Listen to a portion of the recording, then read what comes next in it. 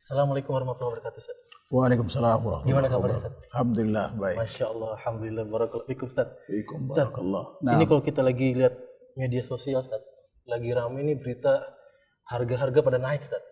Harga bensin, harga bahan pokok, bahkan yang lain-lain juga ikutan naik sekarang, Ustaz.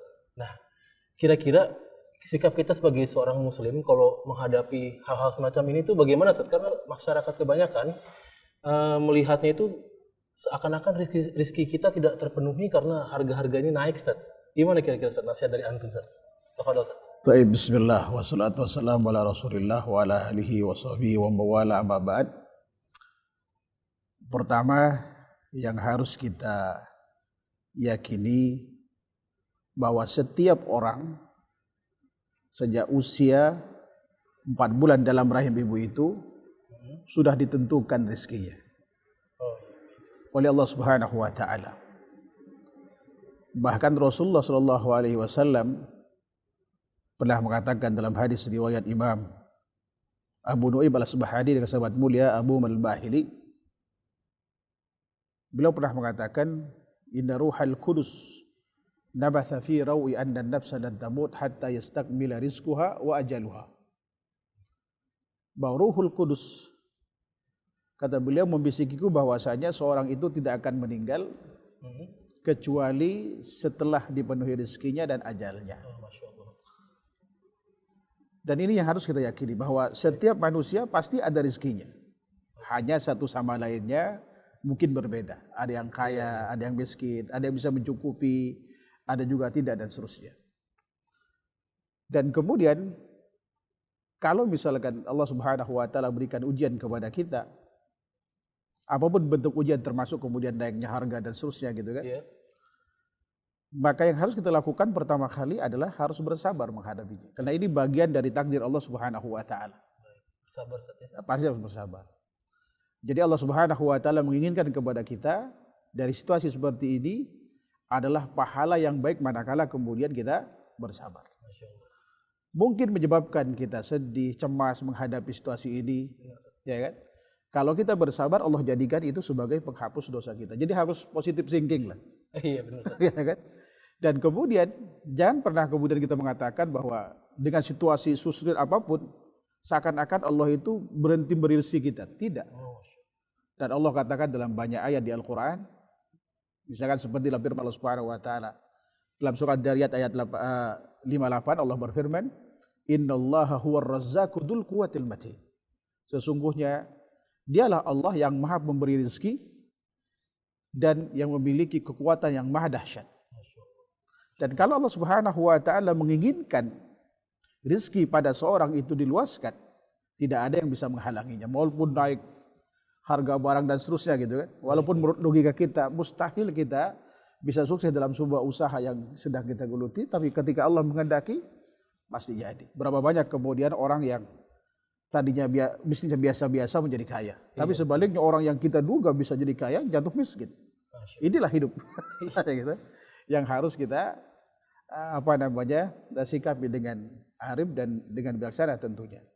Nah, kemudian Allah Subhanahu wa taala juga berpesan kepada kita melalui Rasul-Nya agar kita setiap kita minta itu harus minta kepada Allah. Jangan bergantung pada manusia. Pada makhluk, Ustaz, ya? Pada makhluk. Kalau kita bergantung pada makhluk, pasti akan kecewa. Masya Allah. Ya kan? Karena makhluk punya keterbatasan, makhluk kemudian tidak mampu memberikan apa yang kita inginkan.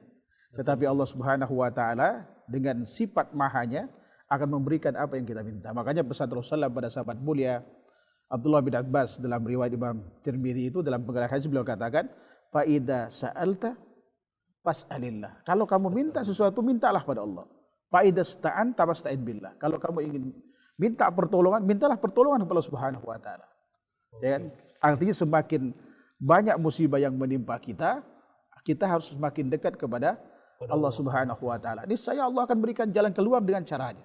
Dan Allah berjanji di dalam Al-Qur'an misalkan wa may yattaqillah yaj'al lahu makhraja wa yarzuquhu min haitsu la yahtasib. Jadi barang siapa yang bertakwa kepada Allah, maka niscaya Allah akan berikan jalan keluar dari kesulitan yang menurut logika kita mustahil keluar dari sini. Tapi Allah Subhanahu wa taala mungkin nanti akan berikan usaha apa kepada kita melalui saudara-saudara kita gitu kan. Sehingga kemudian ada penghasilan di luar, ya kan, penghasilan yang biasa rutin kita dapatkan seperti itu. Itu tidak mustahil. Atau kemudian ada kaum muslimin, masya Allah, yang dermawan, yang memberi santunan dan bantuan. Nah, dan kita juga harapkan kepada orang-orang yang punya kelebihan harta untuk senantiasa berbagi.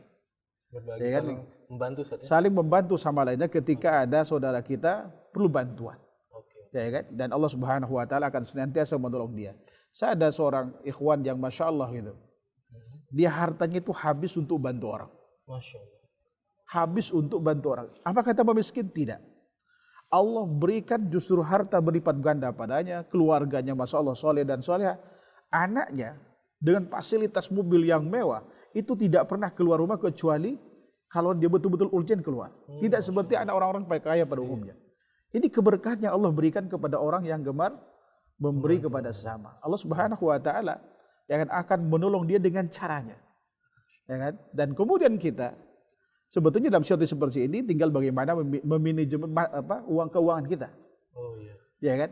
Manajemen keuangan. Manajemen keuangan. Misalkan kalau yang suka bepergian dikurangi bepergian. Kalau perlu tidak bepergian kecuali urgent. Betul. Ya kan? Atau kemudian HP yang mungkin 2, 3 sekarang tinggal 1 aja. Kan cukup kan? Iya betul. Seperti itu. Sangat cukup. Atau kalau perlu misalkan istri nggak perlu punya HP sehingga kemudian pengeluaran pulsa sedikit. Masya Allah. Ya kan? Kemudian penggunaan listrik di rumah bisa diatur. Iya. Ya kan? Jadi yang tadinya duit mungkin tidak cukup bisa cukup karenanya. Ya kan? Bisa memanage itu, saya kira. Atau yang biasa naik mobil, bensin sekarang naik, masya Allah gitu kan. Tuh. Jangan naik mobil, naik kereta.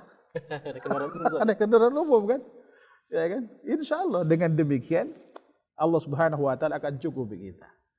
Ya kan? Dan juga jangan lupa kita senantiasa harus dekat kepada Allah Subhanahu wa taala agar Allah Subhanahu wa taala berkahi harta yang sedikit menjadi cukup. Mungkin setelah kita dekat kepada Allah Subhanahu wa taala, Allah misalkan yang tadinya anak sakit-sakitan bisa Allah berikan kesehatan padanya sehingga tidak perlu keluar uang.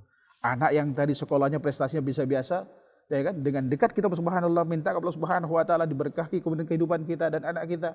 Allah berikan kecerdasan padanya sehingga kemudian tidak perlu biaya SPP bahkan kemudian digratiskan, mungkin dapat beasiswa. Iya. Ya kan?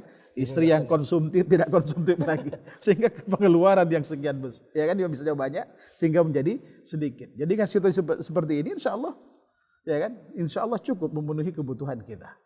Ada hikmahnya. Ada hikmah di balik itu. Kita harus husnudzon. Ya kan, harus husnudzon dengan situasi apapun, dan ini juga termasuk ujian keimanan kita supaya kita naik kelas di Allah Subhanahu wa taala. Karena tidak ada manusia yang beriman kecuali pasti Allah akan uji. Ya bisa diuji dengan masalah harta gitu kan. Dan Allah berfirman dalam surah Al-Ankabut misalkan, "Hasiban nas ayyutraku ayyakulu amanna wa hum la yuftanun." Apakah manusia mengira dibiarkan begitu saja mereka mengatakan kami beriman tanpa diuji? Artinya setiap orang yang beriman pasti diuji. Benar. Ya kan? Ujian itu bisa berupa berlimpahnya harta, bisa juga dengan berkurangnya harta. Itu adalah ujian. Dan di kedua kondisi ini kita harus tetap bersabar. Ya kan? Intinya bersabar. Dan dari sabar itu Allah menginginkan kepada kita pahala tanpa batas. Tidak ada amal yang lebih besar daripada pahala sabar. Innama yuwaffas sabiruna ajrahum bighairi hisab. Ya kan? Hanya orang yang sabarlah yang akan diberikan pahala tanpa batas. Jadi penggalan surah Zumar ayat 10. Wallahu ta'ala. Masya Allah Ustaz.